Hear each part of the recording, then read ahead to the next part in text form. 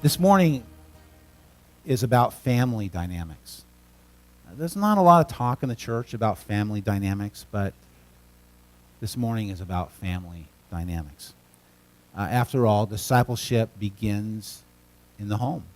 Discipleship begins in the family. I don't know if you've ever thought about it that way, but it's so true.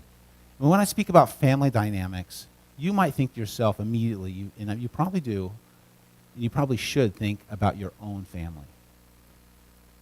What is going on in your family? What has happened in the past in your family?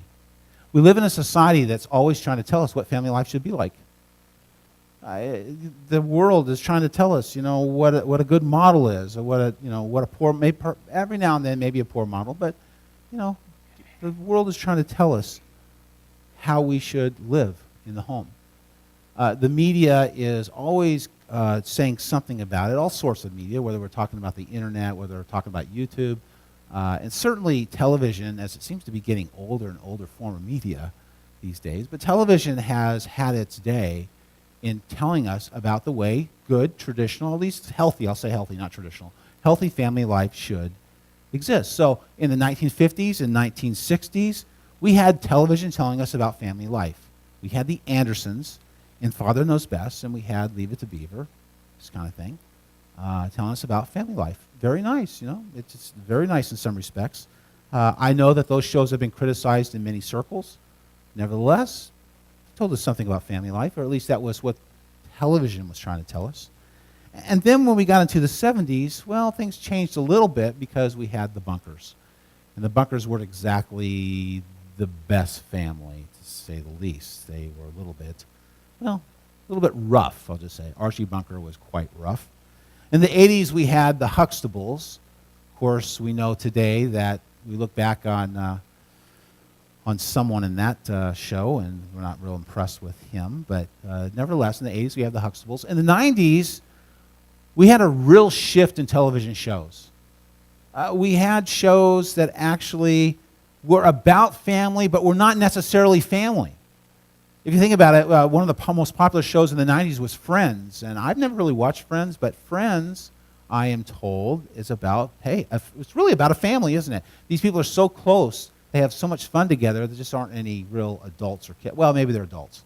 They're young adults. There are no children. It's a type of family. And then, of course, Everybody Loves Raymond. I don't know if you ever watched that. That show also, was about a family, but if you notice, there's almost no children in that show. And then I'll just go ahead and throw Seinfeld in there, because Seinfeld, although we think, it's not a family show, it's kind of family-ish in the sense that those people were, again, bonded, and there's kind of a sense of belonging there. And television is full of shows, those are just examples, of people that are really bonded, but family itself, well, don't know what to do with that. Once you get into the 2000s and up, you really don't have a lot of what I call good family shows. I don't really have much of anything, quite frankly. Not much. You have The Simpsons, and I'm not even going to. I chose not to even put The Simpsons up there on the screen, right, or in the PowerPoint. I chose not to use that because I don't even want to give them credit, right? There's just so much bad stuff there, So I didn't even do that. And of course, today there's some family shows. My family and I like to watch The Middle. Pretty chaotic family. And then there's Modern Family, and I've actually never watched that. But television and just the media in general, the world in general, is telling us about the model family life, the family life that we should really buy into. I'm going to argue that there really are very few, maybe no really good, solid role models, at least on television today. I'm just not seeing it, right? Apparently it doesn't sell. Now, the reason I start with this is because we know that the world is always trying to tell us about family life. On some level, it's always communicating to us what family life should be about.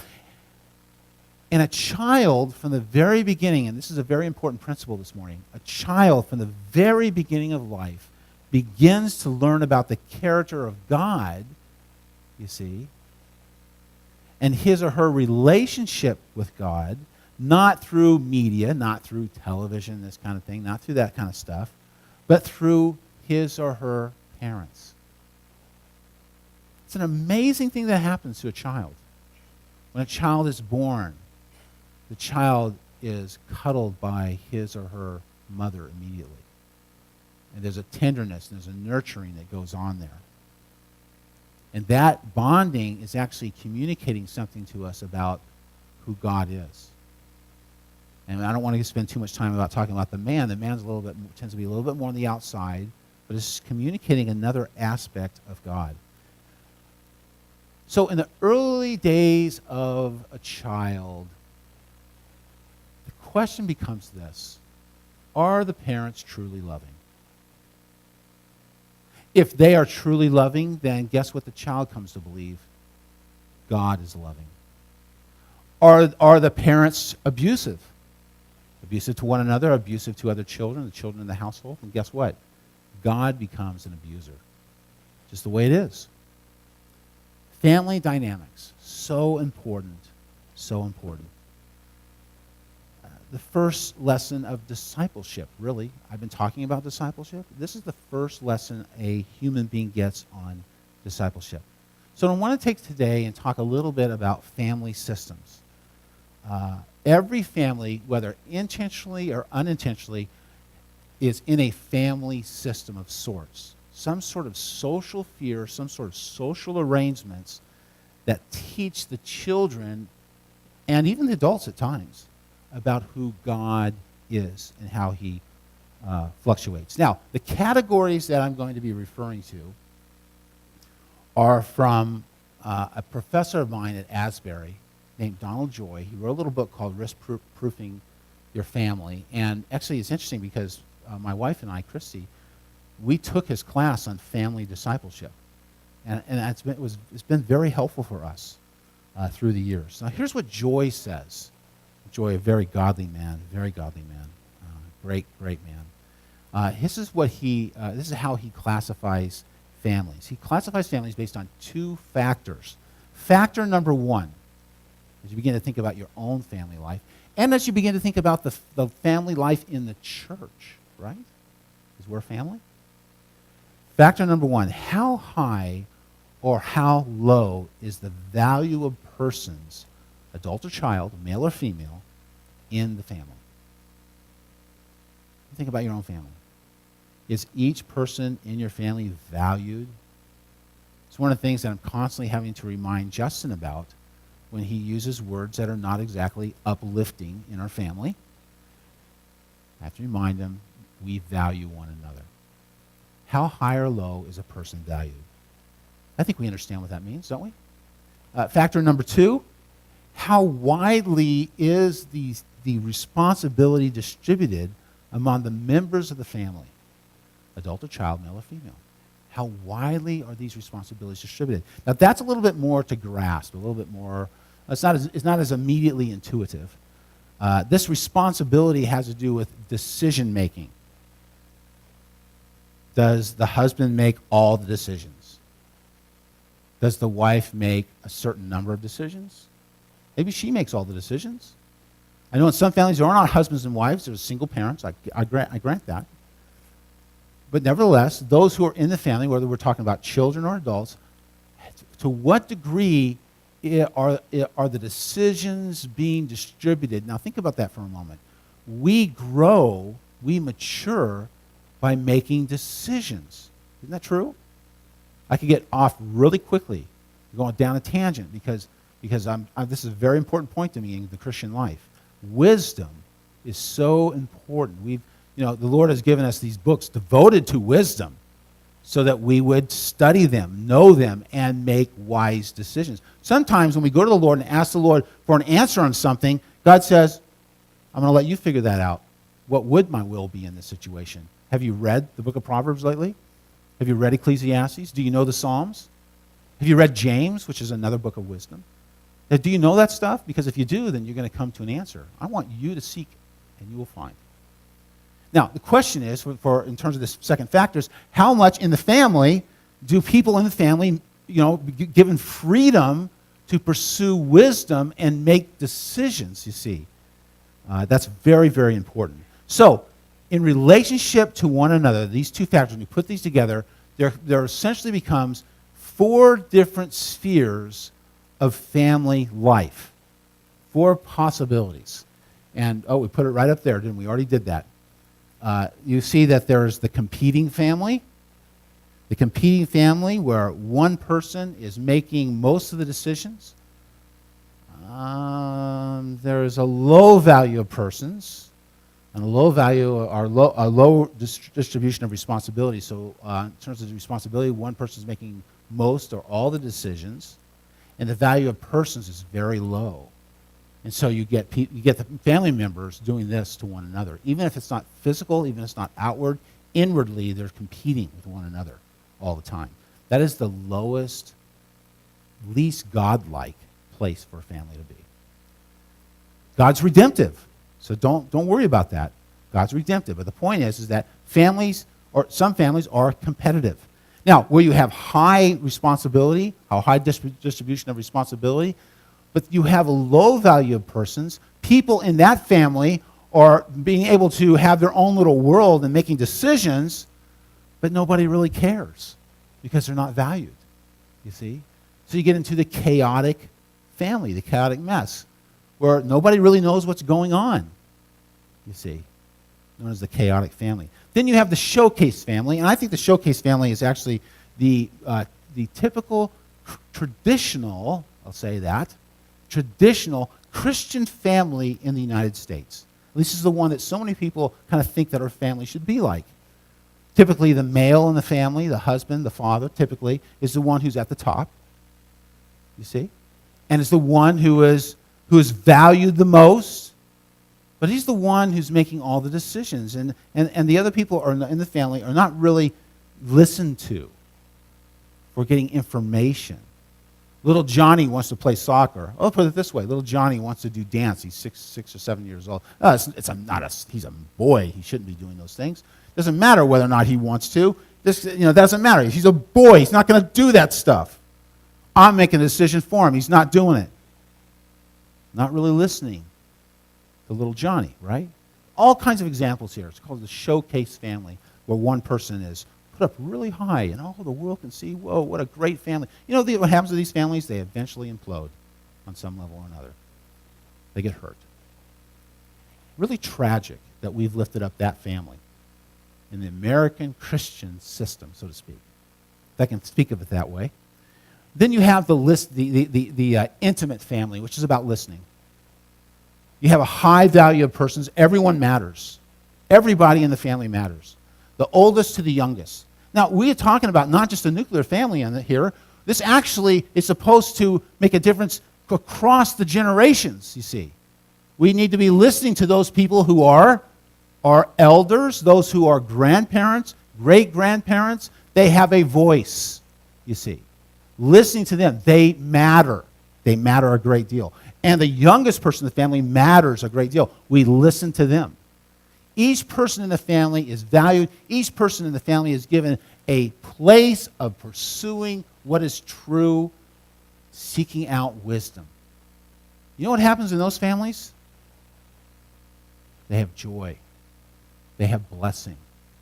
They have problems, because there is no perfect family.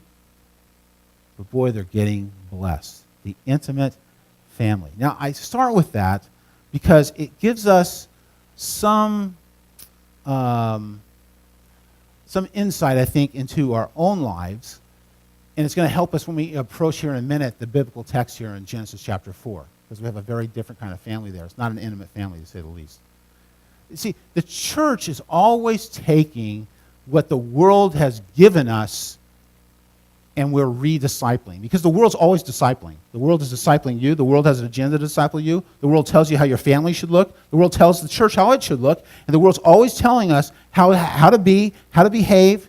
It's always discipling us in its own way. And so the church has to come along and say, look, we got to redisciple people.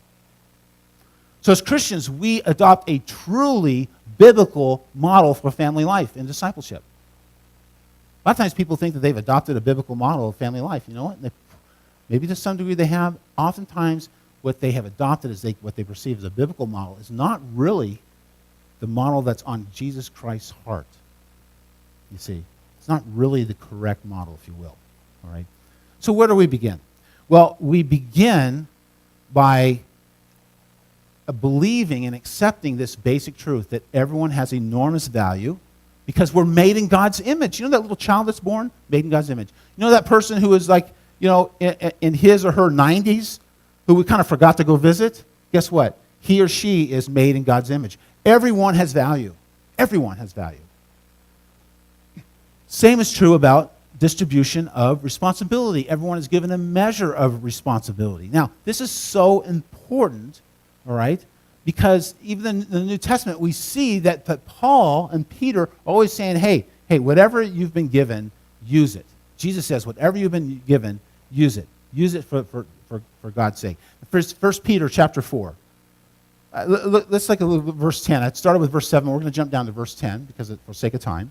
Verse 10, notice that, as each has received a gift, use it to serve one another. We can talk about life in the church. We can talk about life in a family. As each has received a gift, use it to serve one another as good stewards of God's very grace. Whoever speaks, as one who speaks oracles of God. Whoever serves, as one who serves by the strength that God supplies, in order that in everything God may be glorified through Jesus Christ. To him belong the glory and dominion forever and ever. Amen. Use the gifts God's given you. Seek God's wisdom. Love one another. Value each other. Is that not the biblical model? It is, right? That's the biblical model. Okay?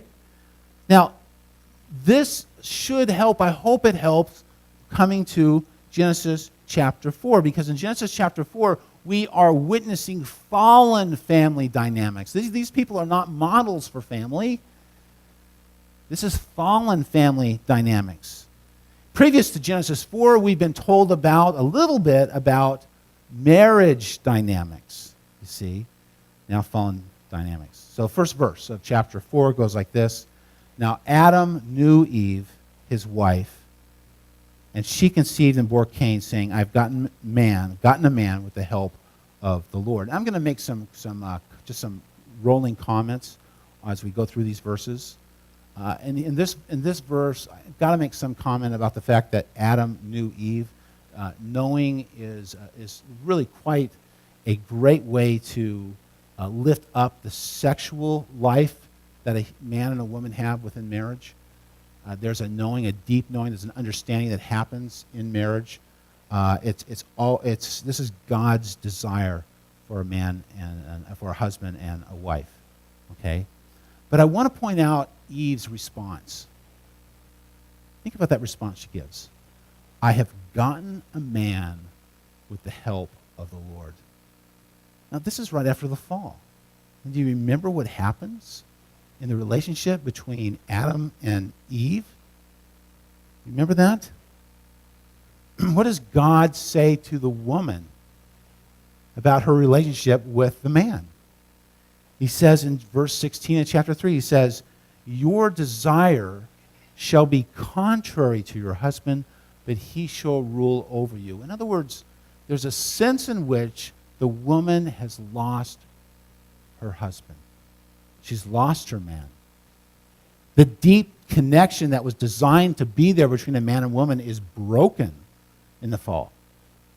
Right? And so we're told in Genesis 3:20, the man called his wife's name Eve. Did he go to Eve and say, I really want you to seek God and what you should be named? I want you to seek that out. Pursue his wisdom. Come up with a name that really explains who you are as a human being. He doesn't do that, does he? We're told here that he calls her name. He gives her her name. He names her. He takes control, you see. This is like being in a showcase family. He's on top. He takes control. He calls his wife's name Eve because she has a function. She's the mother of all living. How do you like that, women? Do you like being called something because of what you do? Or would you like to be named something because of who you are? I hope it's the latter. I know it's the latter. Okay? So, Eve has already lost, in a sense, she's lost her husband. And so she says, look, the Lord, has given me this other man. He says, I got a man with the help of the Lord, i.e., okay, things are not the best between me and Adam, so I'm going to really bond with my son. See? Now, that can be a problem for boys whose moms are maybe a little bit too bonded, a little bit too close, right? Mothers, it can happen. My mom's the best ever, but sometimes there's a lot of bonding that can go on there, maybe a little bit of clinginess, this kind of thing. Mom's the best. Mom is the best. Anyway. Okay, so then verse 2 as I make these comments. And again, she bore his brother Abel. Now, Abel was a keeper of sheep and Cain a worker of the ground. No reasons are given why one is given the keeper of the sheep and the other works the ground. No reasons are given there. God is very creative, isn't he? And there are opportunities to serve for life that God gives to all people. And even in the church, there's all kinds of different gifts, different ways that we serve. Cain worked the ground. Abel was a keeper of the sheep. So that's just fine. Okay. Verse 3, in the course of time, Cain brought to the Lord an offering of the fruit of the ground. And Abel also brought of the firstborn of his flock and their fat portion. But that should be really interesting here, because what we're given here is really the first example of worship, an attempt to worship. These boys want to worship. They actually want a connection with God. It's a common thing within humanity. Human beings need to know God. There's a deep desire within all of us to somehow connect with God and to have him accept us. There's just no getting around it. So the boys give God offerings. Offerings that have connections with what they do. That should tell us something about the way we offer, right? We give offerings out of what we do, of who we are, and so forth. And then we're told this, the Lord had regard for Abel and his offering. But for Cain and his offering, he had no regard. Now, I got to tell you, I know that you may have an opinion on why this is the case. And you would not be alone in this world. I mean, after all, there's been so much ink spilled on this right here. There are academic articles all over the place on this particular issue. Why did God receive Abel's offering but reject Cain's offering?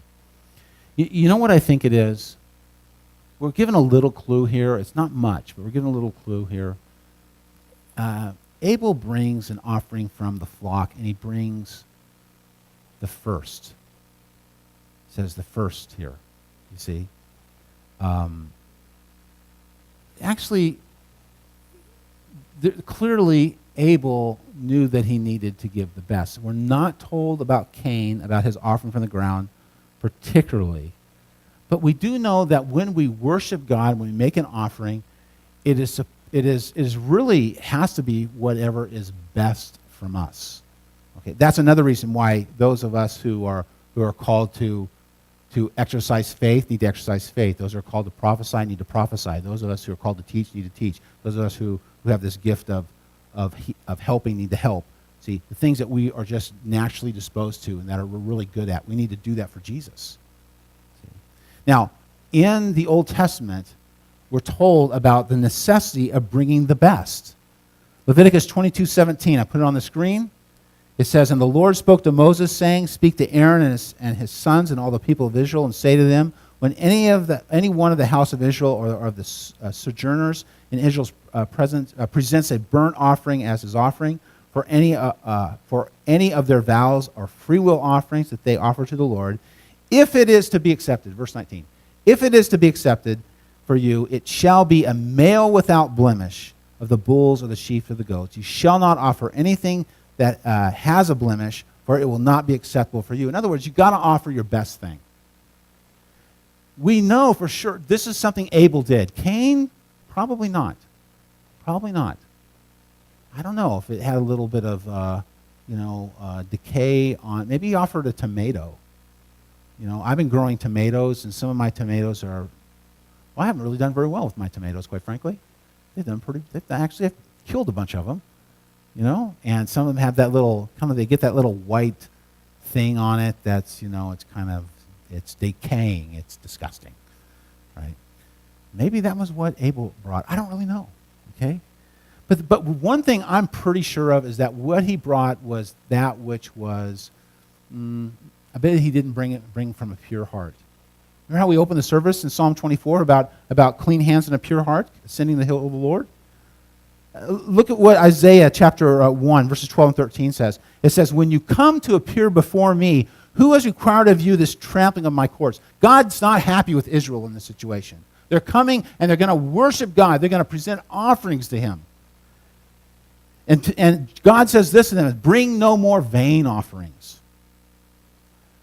Bring no more vain offerings, offerings that don't have merit, offerings that won't get you anywhere. Bring no more vain offerings. Incense is an abomination to me in this situation, see, because their hearts are wrong. New moon and Sabbath and a calling of conversations. In other words, no matter how impressive you make the worship, I'm not impressed because I know your hearts. He says, I cannot endure iniquity, the impure heart, the twistedness of the soul in solemn assembly. I cannot endure this offering that you give me, this worship that you give me, and your hearts are just all twisted up.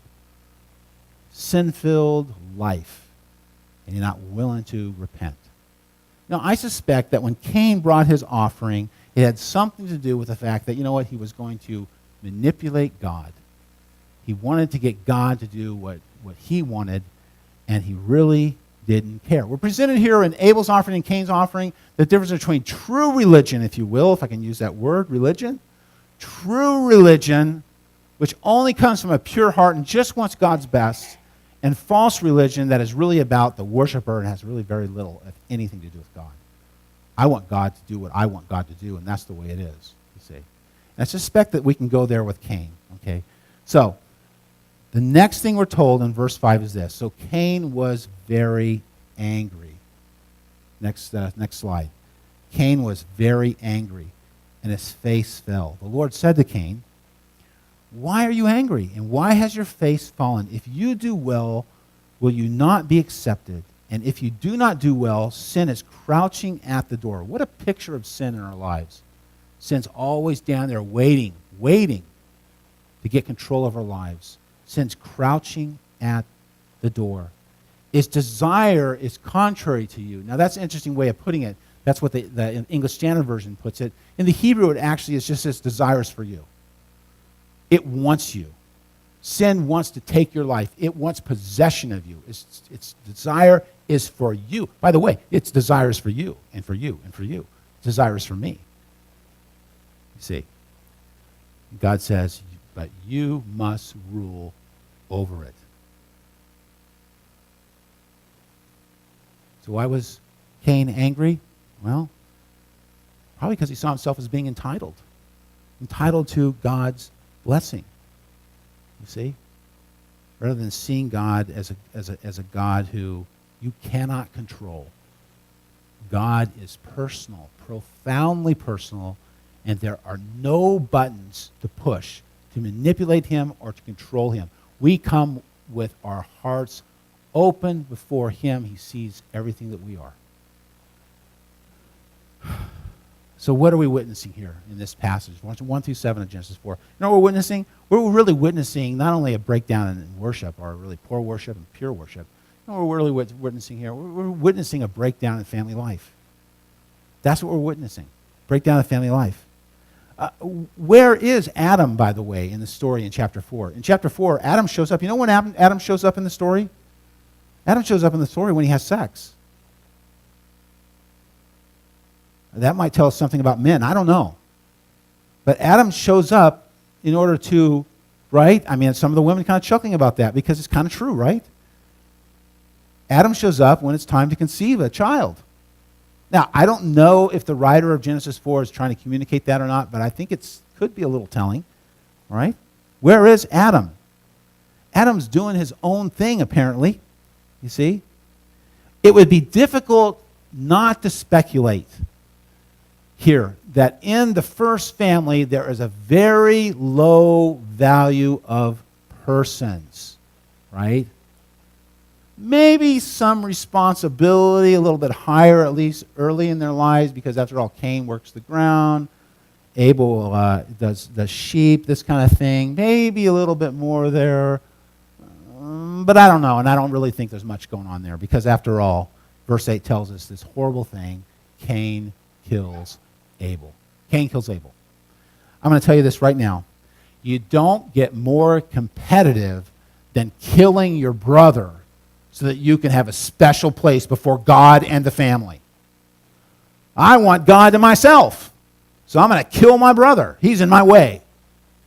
What kind of twisted thinking is that? That comes from a competitive family environment. You know why Cain kills Abel? You already know, right? Jealousy, competitiveness, jealousy. What is jealousy? People all the time get jealousy confused with envy. Envy is wanting what someone has that doesn't belong to you. Jealousy is wanting what someone has when you perceive that it does belong to you. And a lot of times jealousy has to do with you already possess it, but you're afraid that someone's going to take it, you see. There's a very big difference between jealousy and envy. We're talking about jealousy here. Now, the story here continues to go on, and we're going to get to it, but I just want to say this. In the competitive family, everybody loses. Everybody loses. Think about it for a second. Eve lost her husband earlier. Now she's lost her boy, and she actually lost her other son because one son's dead. The other son is wandering the earth. When you read the story, we're not going to take the time to read that in any detail. I'm not going to go through that, but I'm just telling you, everybody loses. Eve lost. You know Adam lost. Cain lost. Abel's dead. Everybody loses. Families, no matter what quadrant they're in, teach us something about God. And this is really important in our lives. If you have a competing family, what do we learn about God? Well, we learn that God has his own agenda and he will step on you in order to get his own way to get ahead because he doesn't even care about you. Competing families actually teach that about God. They're not trying to, but they do. Chaotic families, what do they teach? God is too disorganized to pay attention to me. He's too busy to pay attention to me, too disorganized, you see. I've got needs. He apparently doesn't care. That's what chaotic families teach. Showcase family. This one can get really ugly, in my opinion, because I've seen so many Christian families that have this ugly emptiness that looks so Christian. Showcase families. God is about his own glory, but he doesn't really care about anything else. God's about his own glory. Doesn't really care about you that much. Really doesn't. Not really that much. But intimate families really teach, not only is God appropriately, should be worshipped, we should give him glory, but here's the point. God is humble. God is humble. God is loving. God is merciful. God is faithful. Let me ask you something. What do you want to teach your children? And for those of you who've raised your children, what do you want to teach your children anyway? And for those of you who have parents who are older, what do you want to teach them? You see, we're always teaching who God is by the way that we live. Always teaching, you see? Now, when you read the Genesis story, and I know the time is getting short on me, but when you read the Genesis story, it breaks down even further in the society. Because when you get to verses 19 through 24, we read about Lamech. And Lamech, we're told this, Lamech had 2 wives. He took 2 wives. See how women are devalued here? Right? Devaluation of women. Lamech took 2 wives. Lamech said to his wives, Ada and Zillah, hear my voice, your wives of Lamech. Listen to what I say. I have killed a man for wounding me, a young man for striking me. If Cain's revenge is 7-fold, then Lamech's is 77-fold. In other words, he's not repenting here. He's boasting. He's boasting about his own sin. We've moved to a complete breakdown in society is what's happened. Marriage, what kind of marriage is that? He's married to 2 women, and he's essentially threatening them to do what he wants them to do. Otherwise, he can kill them. And isn't it interesting that in Roman society, and this could easily get off course, but in Roman society, the father of the family, the pater familiar is what it's called, the father of the family has complete authority to kill members of his family. Did you know that about Roman society? It makes me wonder, why has God been so good to us in this country? We have grace in that we have protect people. Thank goodness we have some grace there. Okay, So here's what all families have in common. Here it is. They have sin. Isn't that great? All families have sin in common. Sin, and a little more sin. Even the intimate family, there's sin there. We're all sinners, okay? It's in our DNA. But what do we do? What do we do? That's the question for this morning. What do we do? Well, fortunately, the first family is not the model for family life. You know, if you had a biblical view of family life, you know what the model of family life would be? We don't talk about it much in Protestantism. We're kind of uncomfortable about it in Protestantism. But it's right there in our Bible. The model for family life is Mary and Joseph and Jesus. Read those passages carefully. Do they value one another? Oh, yeah. Remember the story of Joseph not wanting to put Mary through that, social problem, so divorcing her quietly. Everyone is valued, and everyone is given the responsibility to seek out God and his wisdom. They are the model of the family life, okay? But hey, how about just us here? We're not the Holy Family, the model. We're not Mary and Joseph, and we don't have baby Jesus in that way. But let me tell you this: God is a God of grace, and He wants to bring us into the kind of relationships that make sense. We are, as members of Christ's body, we are part of His family. We are called upon as a church to value each other. I'm not any more important than the child here who is just learning how to speak. I'm not any more important than the widow who is in her 90s. No one here is more valuable than the next person. If someone's been here for 55 years, guess what? That person who just entered the room today is just as valuable. Just as valuable. Just as valuable. Oh, well, I'm a member. I got voting privileges. You know what? I don't really care. And here's the biggest deal. God doesn't care. Because God values that person. Oh, but I'm not a member. You know what? You may not be a member. We can talk about those things because we'd love to have you being fully a part of us in all kinds of ways. But the reality is that you matter. And we want you to seek out God's wisdom. And we want to lift you up, that you would serve Jesus Christ, you see.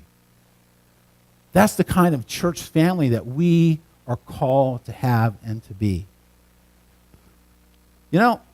Started the sermon or the service with this little statement, this little song. By this, all people will know that you are my disciples if you have love for one another. Right? That's the biblical model of family life, right? And I could spend so much more time going into other places. But would you be the family of God? Would you be the family of God? That means essentially, would you love one another? Would you encourage each other to use your gifts, your graces? That's all that this is about. And think about the fact that God's redeeming. Because if you haven't had a good family life, physical family life, that's okay. You serve a God who redeems. He's not done. He's given you these days. He gives you this day and the days in front of you. Would you pray with me? Father, we thank you that you have given us Jesus Christ as the one to be like. We know that Joseph and Mary were far from perfect. But Lord, you used them as a model for us so that we also would know how to live as mothers, as fathers, as husbands and wives. We don't have a lot of information about them, but we know that they were the kind of people that since you selected them, they must have been pretty good. Very godly people. And so we seek Jesus and we seek his ways. Continue to pour yourself out onto this church. And there's so much more to pray for. But we trust you with this morning and this day. In Jesus' name, amen.